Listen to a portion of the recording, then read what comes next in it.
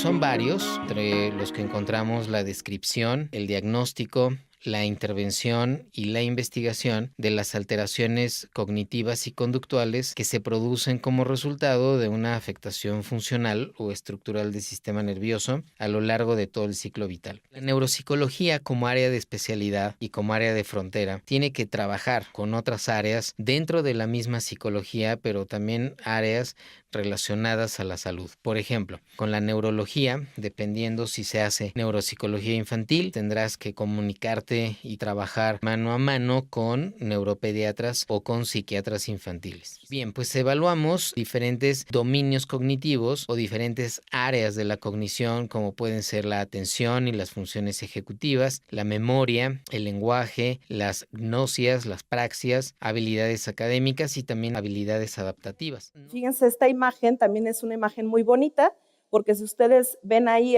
a Phineas, pues tiene el ojo lastimado, ¿no? De esta lesión que él tuvo con este momento en donde él estaba trabajando en unas construcciones ferroviarias. Hay una explosión, esta barra de metal atraviesa regiones orbitofrontales y a partir de ahí Phineas deja de ser Phineas con grandes cambios de personalidad. La evaluación tiene que tener un fin importantísimo. Entonces, la información de la integración del estudio neuropsicológico tendrá información tanto cuantitativa en términos de cuantificar el daño neurocognitivo que podrá tener un paciente, pero también la evaluación cualitativa, el análisis del error cognitivo que presenta el paciente con el objetivo de establecer líneas o parámetros para poder empezar la rehabilitación neuropsicológica. Aquí vemos otro tipo de agnosia. Miren cómo analizamos el error o el defecto neuropsicológico que presenta el paciente. Aquí vemos, le decimos copie por favor, y el paciente copia. Y aquí también. ¿Cómo lo copió? ¿Bien o mal? Bien, ¿no? Pero cuando le decimos al paciente, ¿y esto qué es? El paciente no tiene ni idea de lo que ha copiado. De evaluación neuropsicológica, como es el caso de la memoria de trabajo, donde el paciente, por ejemplo, nos tiene que decir en orden inverso como en el MOCA. Yo le voy a decir unos números y usted dígamelos al revés, 5, 2, y el paciente tendrá que decir 2, 5. Si es correcto, asignamos la puntuación y vamos incrementando el nivel de dificultad hasta incrementar la secuencia de números que tiene que manejar mentalmente el paciente. Este tipo de actividad está relacionada, por ejemplo, con, como se marca en este estudio de neuroimagen, que tiene que ver con la corteza prefrontal dorsolateral. El sistema nervioso se divide en dos grandes subsistemas. El sistema nervioso central, que está compuesto por el encéfalo y la médula espinal, y el sistema nervioso periférico, que se encuentra compuesto por todos los tejidos nerviosos situados fuera del sistema nervioso central. Los hemisferios cerebrales forman la mayor parte del encéfalo y están separados por una cisura sagital profunda en la línea media. La dorsal se encuentra estrechamente relacionada con los siguientes procesos, es decir, planeación, memoria de trabajo, fluidez en cuanto a diseño y verbal, solución de problemas complejos, flexibilidad mental, generación de hipótesis, estrategias de trabajo, seriación y secuenciación. Aproximadamente el 90% de los adultos son diestros. En estas personas, el hemisferio cerebral dominante es el hemisferio izquierdo. El hemisferio derecho tiene una implicación especial en cuanto a las habilidades musicales, la percepción espacial y el reconocimiento del propio cuerpo. La neuropsicología clínica pediátrica es un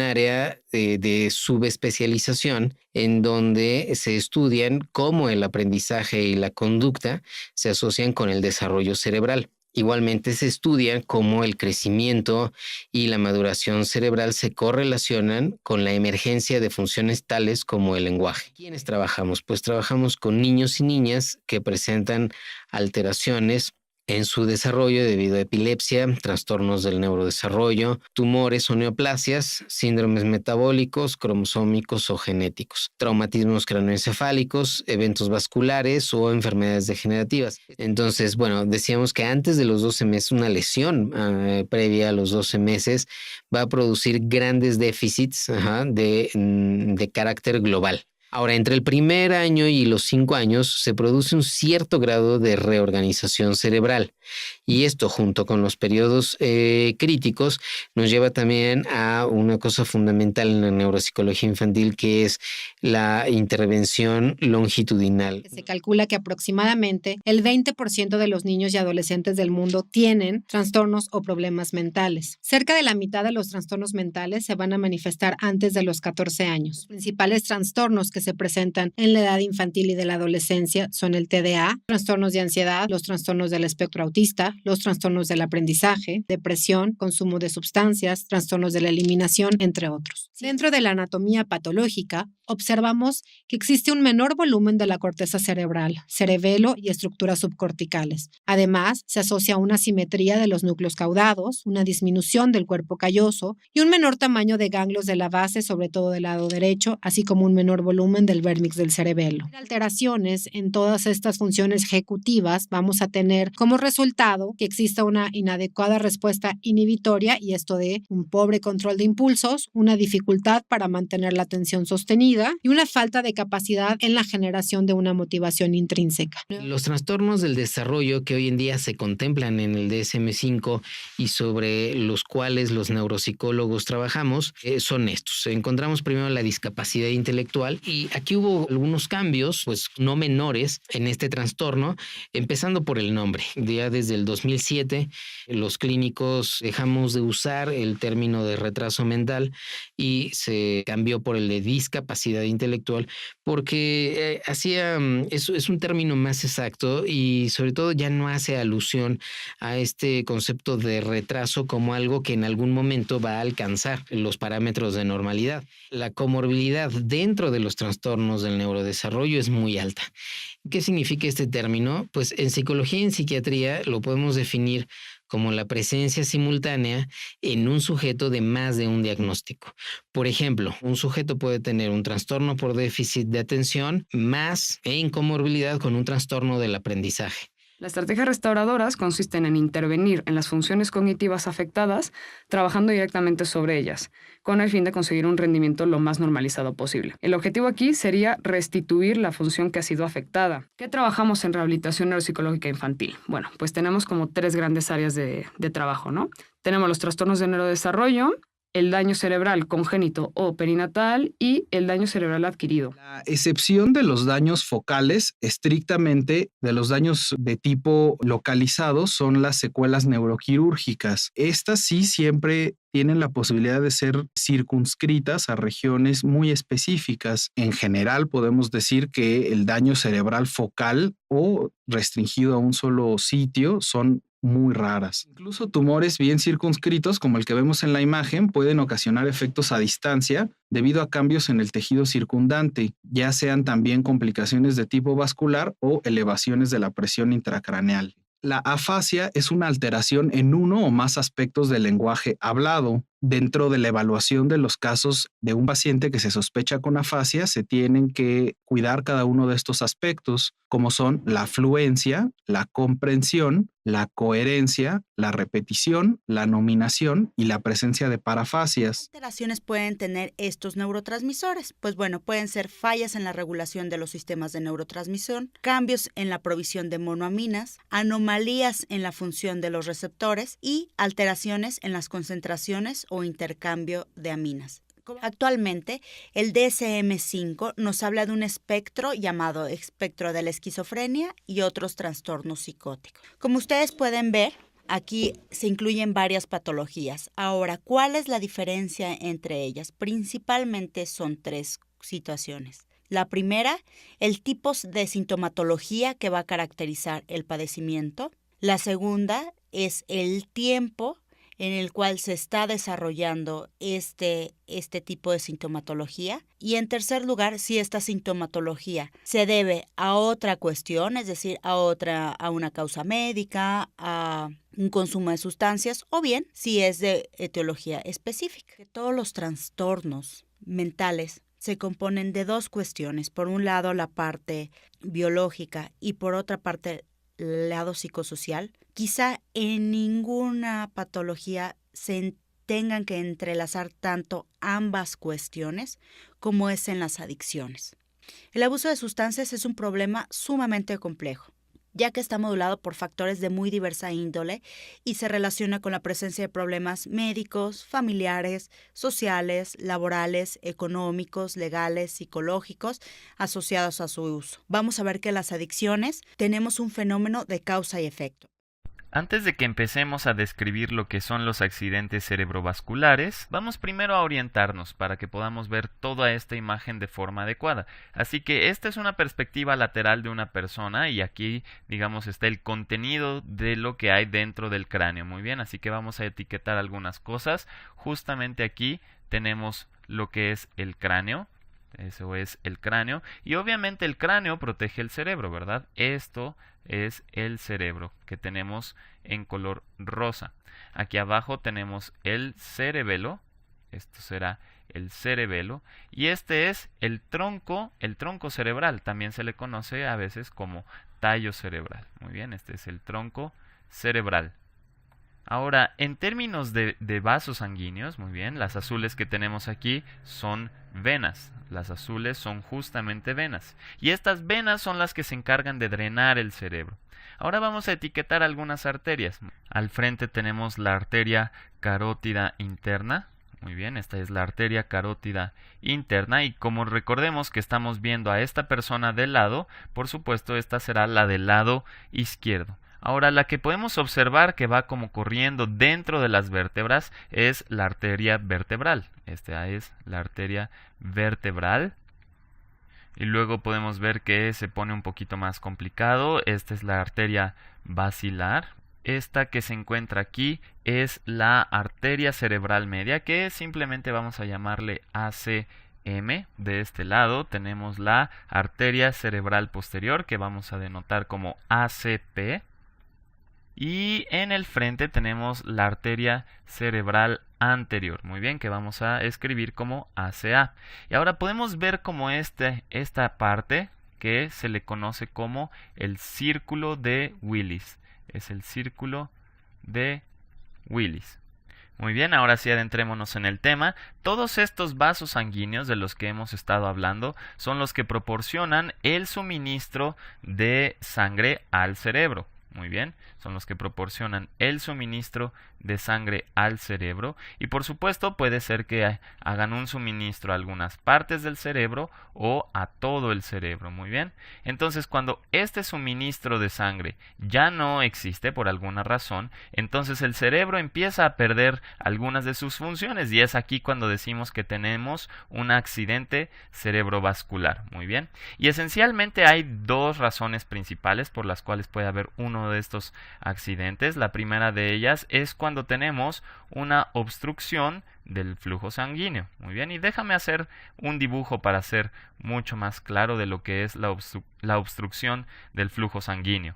Muy bien, entonces digamos que por alguna razón está siendo bloqueada la arteria cerebral anterior, muy bien, y eso significa que la sangre que va, digamos, en esta dirección, de este lado de dicha arteria, no puede atravesar al otro lado de la arteria cerebral, muy bien. Y si dicha sangre no puede atravesar hacia el otro lado, entonces el tejido cerebral que depende de esa sangre para sus necesidades de oxígeno comenzará a lastimarse y eventualmente tendrá que morir.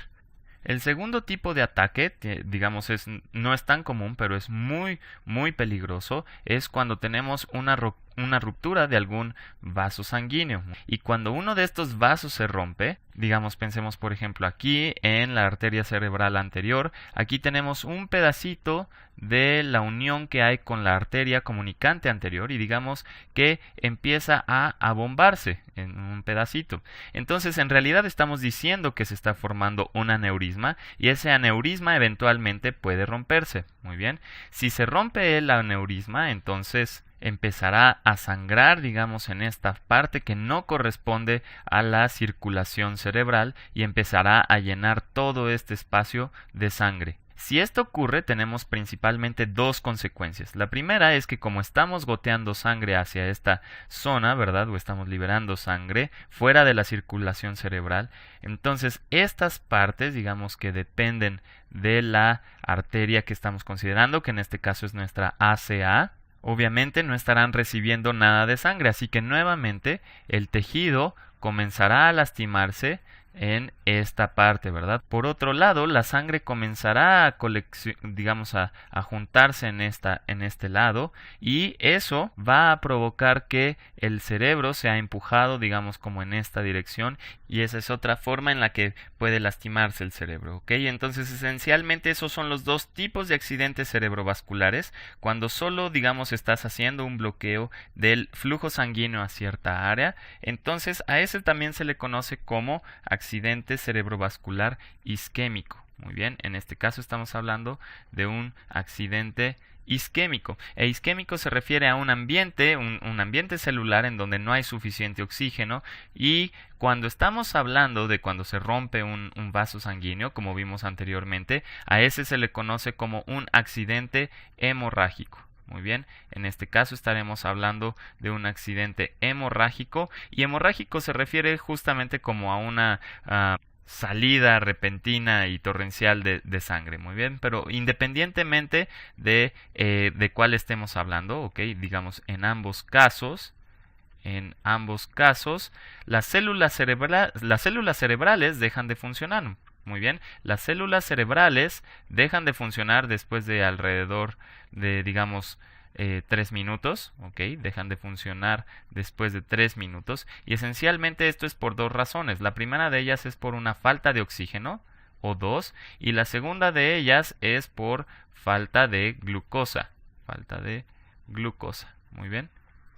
Y por supuesto se necesita la glucosa en la sangre para funcionar de forma adecuada y llevar, digamos, a cabo todas estas funciones complicadas. Ahora, ¿qué pensarías tú si una parte del cerebro simplemente deja de trabajar o empieza a funcionar de forma inadecuada? Bueno, intuitivamente podrías pensar, bueno, si una parte del cerebro empieza a funcionar mal, entonces podría perder ciertas habilidades, ¿verdad? Las habilidades que esa parte del cerebro desarrolla, ¿cierto? Así que veamos algunos ejemplos aquí. Así que digamos que tenemos un gran coágulo que se encuentra justo aquí a la mitad de la arteria media cerebral. Entonces, como hemos discutido, la sangre ya no va a poder circular al resto de las zonas en donde estaban siendo irrigadas anteriormente, ¿verdad? Eso lo que va a provocar es que todas estas zonas que mencionamos, todas estas zonas que estaban siendo irrigadas anteriormente por la arteria media cerebral, dejan de funcionar de forma adecuada, ¿verdad?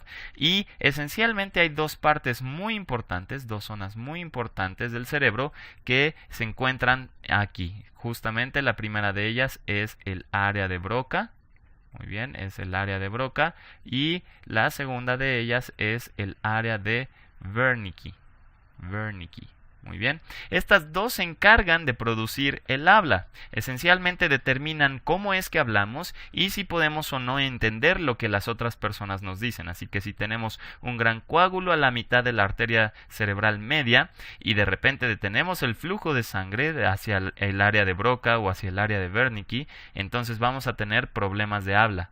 Hagamos otro ejemplo, digamos que tenemos un nuevo coágulo en esta pequeña arteria que está saliendo de la arteria basilar. Muy bien, esta por supuesto alcanza algunos de los nervios que se encuentran en el tronco cerebral. Muy bien, en esta pequeña zona. Aquí hay un montón de pequeños nervios muy especiales que se les conocen como nervios craneales, que se originan en el tronco cerebral. Muy bien, y digamos que se van en caminos separados desde ahí. Y de alguna forma están involucrados en controlar los músculos faciales. Así que si estos nervios pierden, digamos, oxígeno, entonces esperaríamos ver que nuestra boca, digamos, como que se cae, ¿verdad? Y lo mismo ocurriría con nuestros párpados. Básicamente no seríamos capaces de usar algunos músculos de nuestra cara. Ahora bien, uno se preguntaría exactamente qué es lo que determina qué tan malo o qué tan peligroso puede ser un ataque cerebrovascular. Y en realidad hay dos cosas que considerar.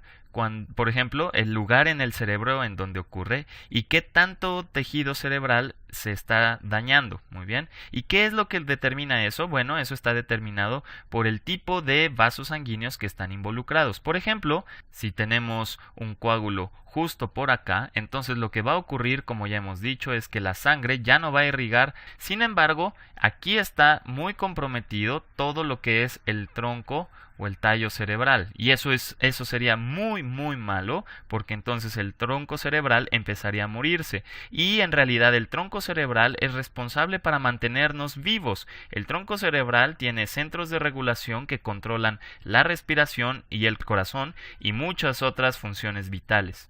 En contraste, por ejemplo, si tuviéramos un pequeño coágulo aquí, o un pequeño coágulo aquí, o un pequeño coágulo acá, en este tipo de vasos pequeños, en realidad el daño cerebral con el que terminaríamos sería sumamente pequeño, ¿verdad?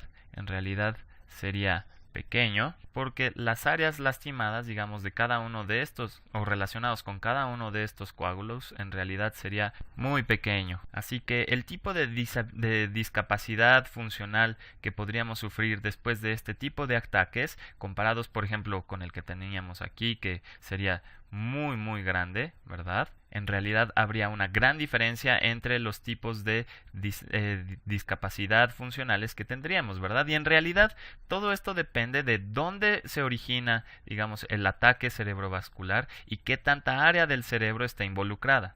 Ahora la pregunta es, ¿este daño cerebral es irreversible? Y desafortunadamente la mayoría de las ocasiones así es. Las neuronas, en ausencia de oxígeno y glucosa, empiezan a morir aproximadamente 4 minutos después de que se quedan sin oxígeno. Ahora bien, ¿qué podría causar un accidente cerebrovascular para que ocurra? Bueno, esencialmente hay algunas condiciones del corazón que son factores muy importantes para que se pueda generar un ataque cerebrovascular.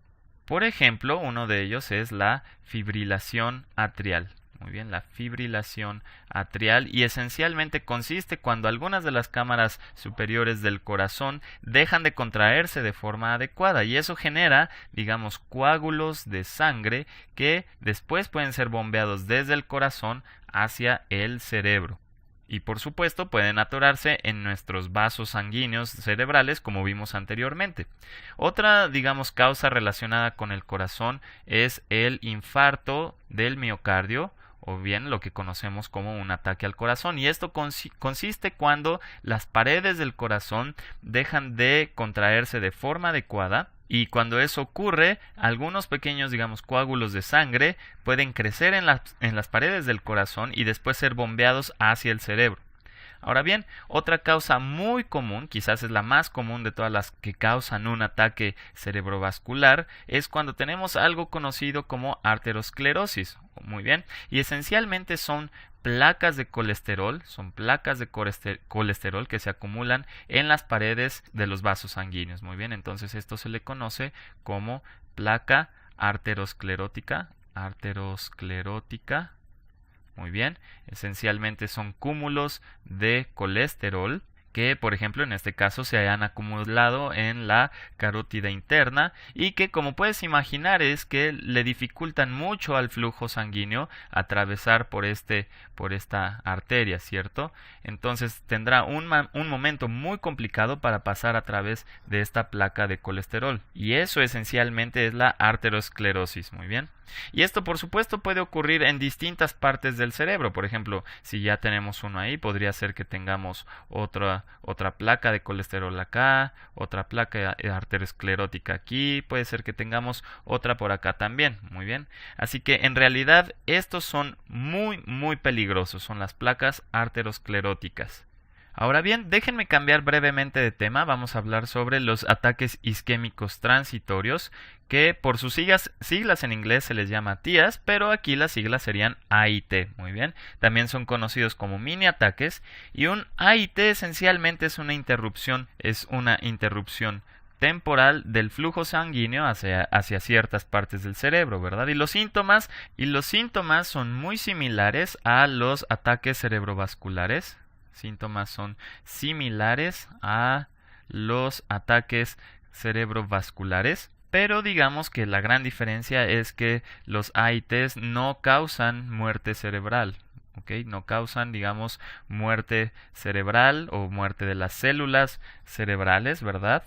Y por eso es que no causan una discapacidad permanente. Muy bien, de hecho, una de las grandes diferencias es que estos, digamos, los síntomas no duran más de 24 horas, ¿verdad? Digamos que después de 24 horas ha desaparecido por completo, ¿verdad? Mientras que si tuviéramos un ataque cerebrovascular propiamente, no recuperaríamos nuestras funciones normales de nuevo hasta después de semanas, meses o quizás nunca lo recuperemos por el resto de nuestra vida, ¿verdad?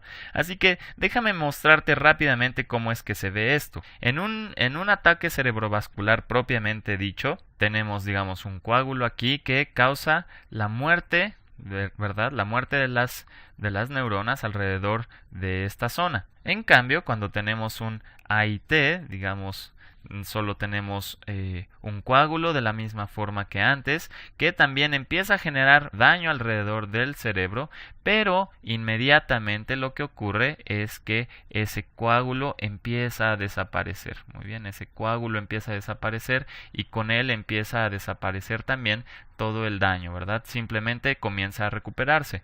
Ahora, para terminar, solo quiero aclarar algunos conceptos erróneos sobre los ataques cerebrovasculares y hay como un pensamiento común de que están solo relacionados con problemas cardíacos, ¿verdad? Problemas del corazón. Sin embargo, sabemos que esos solo son algunos ejemplos de causas que generan ataques cerebrovasculares. En un estricto sentido, los ataques cerebrovasculares son condiciones relacionadas a una falta de suministro de flujo sanguíneo. En realidad es un problema del cerebro, muy bien. Hay otro concepto erróneo que dice que esto solo es un problema de viejos, ¿verdad? Solo se presenta en viejos. Y aunque es cierto que 2/3 partes de los ataques cerebrovasculares ocurren en personas mayores de 65 años, todavía hay 1/3 parte que tiene ataques por debajo de los 65 años. Así que estos ataques pueden ocurrir en personas a distintas edades. Y el último, hay una idea de que los ataques no se pueden prevenir, y esto es completamente erróneo. Muy bien, hay muchas cosas que se pueden hacer para evitar tener un ataque cerebrovascular, por ejemplo, controlando la presión sanguínea o dejando de fumar. Calcula que en el mundo la tasa de mortalidad por trauma es de 19 por cada 100.000 habitantes, en América Latina de 75.5 por cada 100.000 habitantes, y en Colombia de 125 por cada 100.000 habitantes.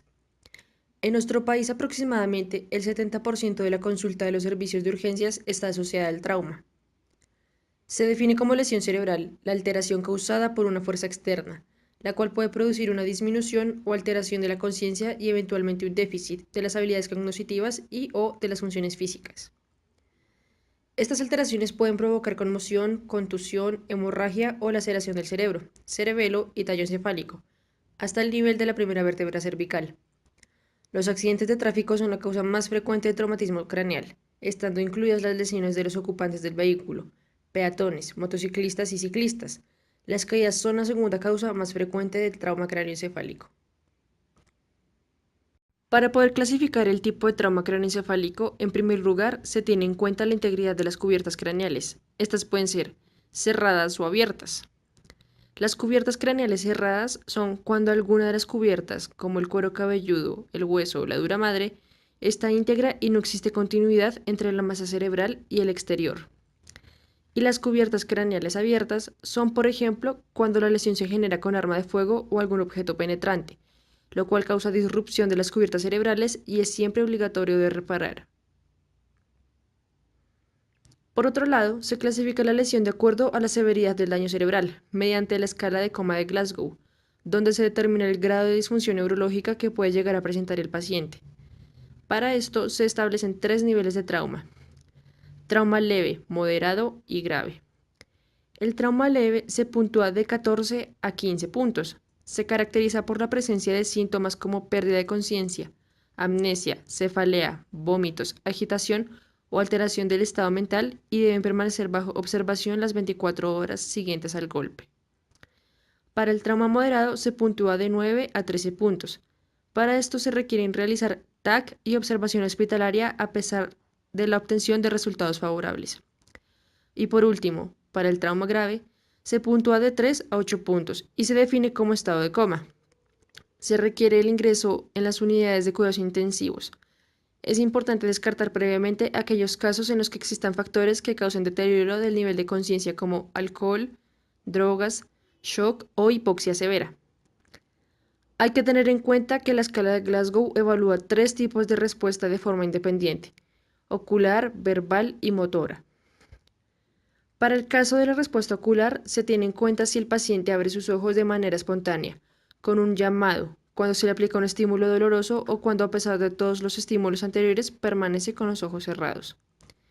En relación a la respuesta verbal, suele realizarse un interrogatorio al paciente preguntándole sobre datos de orientación temporoespacial. Se clasifica de acuerdo a si responde adecuadamente, si presenta lenguaje incoherente, reacciona con refunfuños, emite sonidos incomprensibles o no emite ningún sonido. Finalmente, y con respecto a la respuesta motora, se le otorga la mayoría de puntos cuando acata órdenes y se disminuye el puntaje cuando únicamente realiza movimientos complejos ante estímulos dolorosos. Intenta retirarse del estímulo doloroso. Si el dolor causa movimientos de flexión o extensión y si a pesar del estímulo doloroso permanece inmóvil.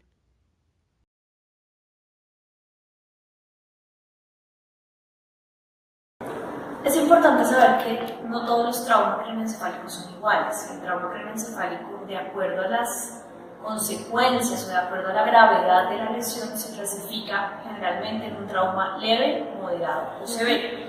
Los traumas leves se consideran sin mayores repercusiones y sin mayores consecuencias para el paciente. Se ha visto que consecuencias secundarias a nivel psicológico principalmente podría ser el estrés postraumático de haber sufrido una eventualidad que lo haya conducido a un trauma craneoencefálico leve. Cuando hablamos de trauma craneoencefálico moderado, ya podemos saber que hubo algún tipo de repercusión o de afección en el funcionamiento cerebral y depende del área comprometida, el paciente puede tener consecuencias psicológicas. Por ejemplo, alteraciones de la memoria, por ejemplo, alteraciones en el estado del ánimo, alteraciones cognitivas. Esto depende del sitio o de los sitios que hayan sido afectados por la lesión. Cuando hablamos de un trauma craneoencefálico severo, estamos hablando de que la gran mayoría de las funciones cerebrales están comprometidas, esto incluyendo pues, todas las funciones superiores ejecutivas cognitivas. Entonces, en ese caso, la secuela sería mucho más grave en los aspectos psicológicos. Depende entonces de la gravedad del trauma, se establecería la consecuencia de la lesión, tanto a nivel cerebral como específicamente a nivel psicológico. Las consecuencias de un accidente de este tipo pueden variar mucho entre distintas personas, según la zona cerebral afectada y la gravedad de la lesión. Son frecuentes los cambios de personalidad, el déficit de la memoria o el discernimiento, la falta de control sobre los impulsos y la baja capacidad de concentración. Los problemas conductuales pueden ser muy angustiosos para los familiares y cuidadores, que tendrán que aprender a adaptar las técnicas de comunicación, las antiguas relaciones con el ser querido y las expectativas sobre lo que puede y no puede hacer el paciente. En algunos casos, puede ser necesaria una prolongada rehabilitación cognitiva y conductual en un establecimiento residencial o bajo tratamiento ambulatorio para recuperar determinadas capacidades. Los neuropsicólogos podrán ayudar a evaluar la deficiencia cognitiva a largo plazo. Sin embargo, tanto el paciente como sus familiares tendrán que explorar cuáles combinaciones de estrategias son más útiles para mejorar las capacidades funcionales y conductuales de la persona afectada.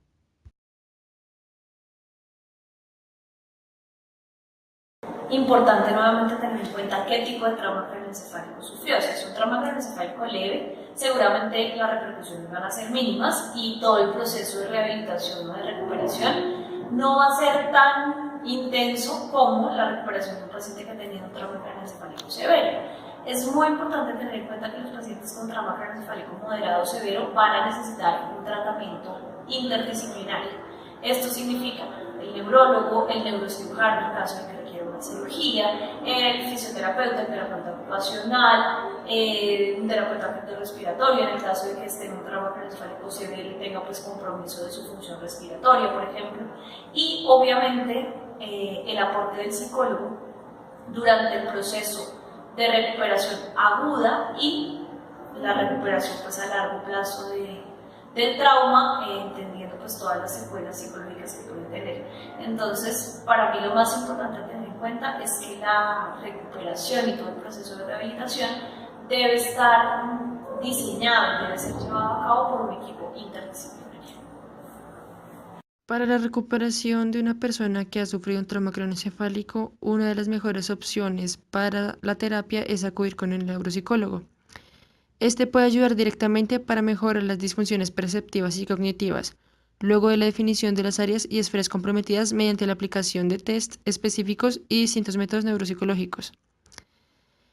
Él también puede ayudar a mejorar los problemas emocionales y conductuales del paciente, llegando a desarrollar técnicas con el fin de tratar las conductas agresivas y autoagresivas mediante reforzamientos. La primera medida es el apropiado control del ambiente. A partir de esto se deriva el diagnóstico conductual. Para ello se debe revisar la historia clínica y hacer un análisis funcional y de los distintos tests para identificar la conducta que debe tratarse. De igual forma se deben identificar las condiciones perpetuantes. Esto quiere decir que se debe identificar la conducta objeto y sus eventos circundantes, los factores que predisponen a la conducta y hacer una hipótesis conductual sobre lo que ocurriría manipulando esos factores. A partir de esto se genera el tratamiento. Este debe ser específico, con objetivos a corto y largo plazo. Se define el método operacional, se listan los materiales necesarios, el método de recolección de datos y la manera de seguimiento. Los procesos pueden ser acelerativos, esto quiere decir que incrementan la conducta objeto, retardantes que disminuyen la conducta o complejos con características de ambos. Tumores cerebrales. Un tumor cerebral es un grupo de células anormales que crece en el cerebro o alrededor de él. Los tumores pueden destruir directamente las células sanas del cerebro. También pueden dañarlas indirectamente por invadir otras partes del cerebro y causar inflamación, edema cerebral y presión dentro del cráneo. Los tumores cerebrales pueden ser malignos o benignos. Un tumor maligno, también llamado cáncer cerebral, crece rápido y a menudo invade las áreas sanas del cerebro. Los tumores benignos no contienen células cancerosas. Los tumores cerebrales pueden ser de dos tipos, primarios o metastásicos. Los tumores cerebrales primarios se originan en el cerebro y los metastásicos aparecen cuando las células cancerosas de otra parte del cuerpo se diseminan al cerebro. Si se determina que un tumor es maligno, las células se examinan en el microscopio para determinar su grado de malignidad. Se desconoce causa de los tumores cerebrales primarios. Los factores ambientales y genéticos podrían ser la causa de algunos. La exposición previa a la radiación terapéutica durante la infancia parece ser un agente causante en algunos pocos pacientes. Los síntomas de un tumor cerebral incluyen dolor de cabeza, náuseas, vómitos, convulsiones, cambios en la conducta y problemas de la vista o el oído.